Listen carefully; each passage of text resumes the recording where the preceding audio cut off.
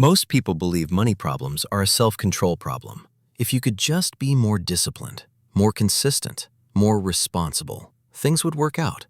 But behavioral science tells a different story. Self-control doesn't fail around money because people are weak. It fails because money decisions place the brain in situations it was never designed to handle well. Consider a familiar moment. You promise yourself you won't spend unnecessarily this month. The plan feels solid, logical. Then, a few days later, a small purchase appears. It's convenient, it's affordable, and it feels harmless. You buy it, not because you forgot your goal, but because, in that moment, the goal lost emotional weight. Psychologists have studied this pattern for decades. Baumeister, a leading researcher on self-control, showed that self-control functions like a limited resource. After extended use, it becomes depleted. This is known as ego depletion. Money decisions often come at the end of the day, after work stress, problem-solving, social interaction, and emotional regulation. By the time spending decisions appear, self-control is already worn down. So the brain switches strategies. Instead of restraint, it seeks relief.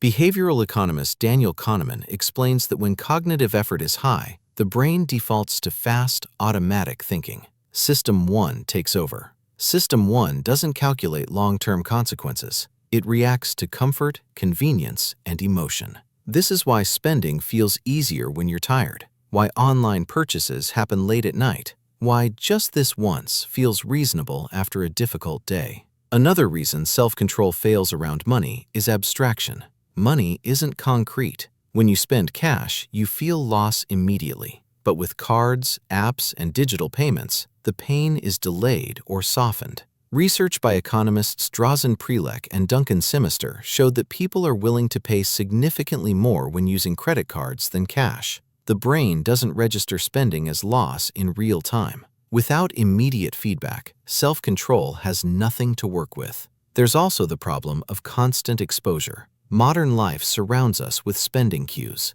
notifications, discounts, limited time offers, one-click purchases. Self-control was never meant to operate non-stop. Each decision draws from the same mental pool. Over time, resistance weakens. And when resistance weakens, rationalization fills the gap. I'll save next month. This is small. I've been good lately.